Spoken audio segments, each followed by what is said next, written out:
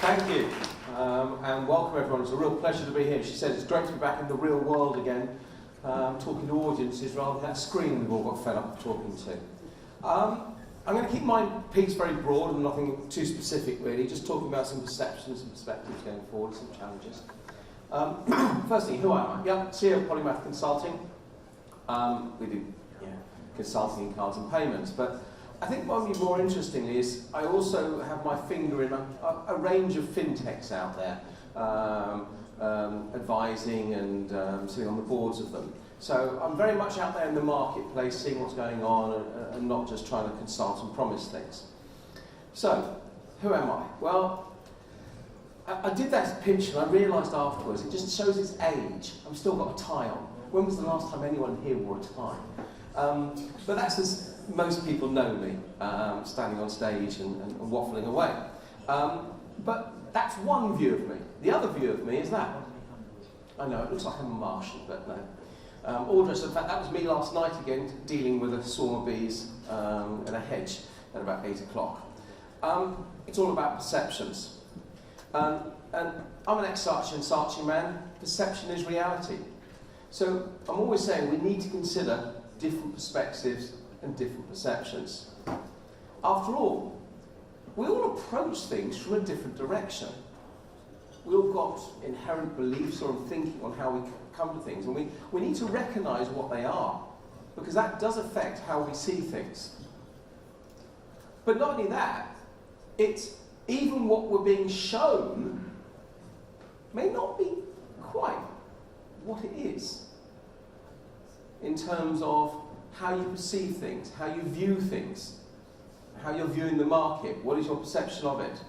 Can I have my slide back on here, please? Thank you.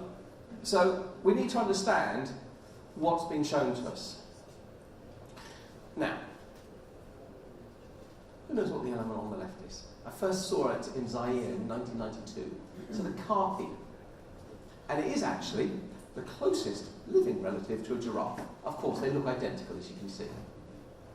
It's obvious, isn't it? One just happens to look more like a zebra. Likewise, a rock hyrax, closest living relative to an elephant.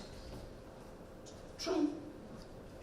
So, perception is about recognising what may be not obvious to yourself, but is actually closely related. And therefore, where are we actually trying to get to? Everyone has their drivers in the business and what they're trying to achieve. But where you're trying to get to actually affects how you're perceiving things. Because if you're trying to get to here, you actually perceive that is the best route maybe, when actually it could be around there. And I'm a great believer in saying, okay, so instead of saying where we're trying to get to, start off with, what are we trying to achieve on a very much broader basis.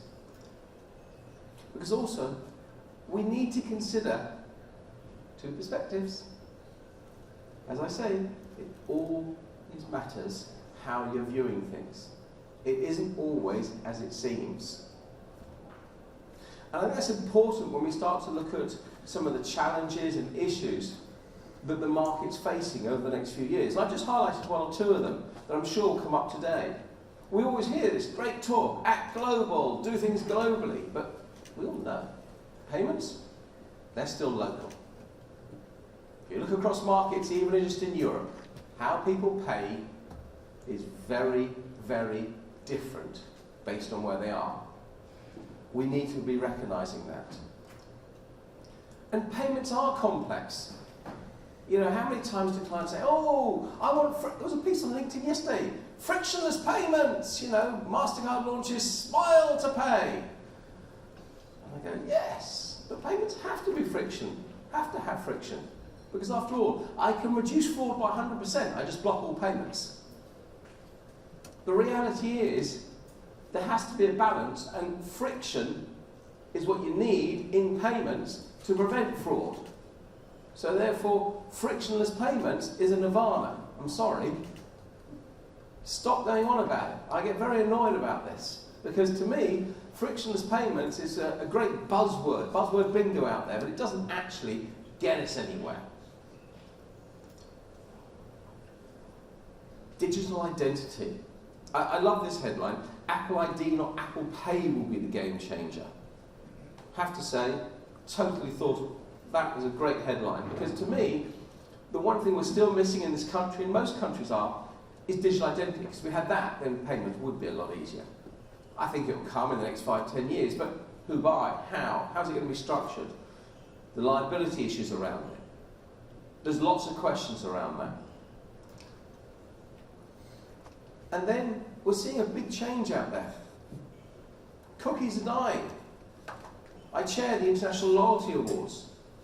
Do you know how much they're getting excited about this? Cookies are dying, everyone's going to have a loyalty program, because you're not going to have a way of tracking customers otherwise. But what's interesting is in the last few years, a huge increase in the way that payments, loyalty and CRM are starting to work together. I've seen some really innovative stuff out there coming from some companies these days, and how they're almost putting it all together. So the role of loyalty is going to change, and that's going to affect, I think, how some of you do business, because your customers are going to want to be able to track people, and part of that tracking is on the payment side as well. I don't think so. It was interesting, M&S in the newspaper today, I was on the town, have put a piece into the government saying a new digital tax will actually hurt online retailers. I don't know if anyone else saw it.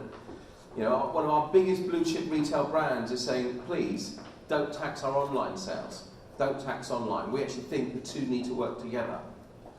You know, we all know this, omni is key. You want to buy from here, take back there, you want a single customer journey. And that is still, for many outlets, I think, a big issue, because you should see the disconnect that's out there. It's quite amazing sometimes when you're buying a lot of stuff online. And finally, I've got to touch on buy now, pay later. I mean, we've just seen the Irish regulators announce regulation. I personally have a very simple view that buy now, pay later over X amount should just be considered as any other lending in the UK, and therefore subject to affordability tests. But we are going to see some regulation coming down. There's always a joke, I think, in payments, you know, what's the Daily Mail headline going to be? I can see buy now, pay later, you know, with the current economic climate we've got, there are going to be some headlines coming out, and I can see some seriously strong regulation coming down the track on this, because I think there needs to be a lot more done to protect consumers on it. But what does this really mean? Less impulsive, maybe? Could there be a greater role? Coming back to my loyalty side, after all, maybe you need to do an affordability check once every 3 months, and then that customer becomes like a member of your club, and that affordability check lasts 3 months so they can keep buying from you. Is that going to hurt smaller retailers trying to offer? But maybe a client or something like that does one check and can offer across all their stores. I think there's a lot of change coming in this area, and I think it's going to be interesting to see who tries to stay ahead of the game on this, because the regulators are going to have to clamp down on this fairly soon. So we need to think, I think, carefully about the road ahead and where you're trying to get to, because to some extent your perceptions are almost tainted by that very statement, because you've got a vision that I'm going to get up to here, but that almost affects how you look at things. Take a step back, and I think a conference like this is great for doing that, and listen to a whole variety of views. Now, I started on the most important topic, bees. So we're going to finish on that. Right, it's a really simple test. All you've got to do is find the queen bee. Now, you had roving mics, she said. She didn't mention. She's also got a rover pointer, a laser light. So it's going to be very simple, this test. All you've got to do is put your hand up if you can spot the queen. She'll bring you it, and there is a prize. Point to make prizes. There is a jar of my honey. There you are. By the way, it's quite rare. It's one of the last 3 of last year's vintage. It was a very low vintage, only £150. This year I already have £300 of honey sitting on the hives. I was out there on Saturday checking on it. Now I will help you though. It's really easy. The queen is about 2 millimetres longer. 2.5 millimetres longer. And has a pointy bottom. Okay?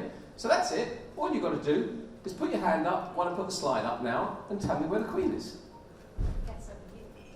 No, start, but we're getting some... Press the button. Oh, you might have to do it on that one. On the, can you do, where's she pointing? We're going to have to come over here then, David. Oh. See, it pays to sit at the front. You get a better view. And then if she gets it wrong, you get it. No, hang on. Well done. If you're a beekeeper, you're going to lose. There you are then. Come and get your prize. It would have been right or wrong. It would have been wrong, you see? So the next one would have been wrong. You see, that's my perception. I have to look at 20, 30,000 bees and find one. Just one out of 20 to 30,000. By the way, full hive in summer, it's more like 50 to 70,000 bees. And I'm trying to find one each time. So, that's it from me. All I'm going to say is, to me, a conference like this today is all about trying to remove some of those preconceived perceptions and views on how you view things and open out so that you can start looking at things and saying, okay, what if, what could, what might. Hope you enjoyed the conference. I'm sitting on a panel later, so I get a chance to waffle again. But apart from that, thank you very much, and I will now hand over. The floor is yours.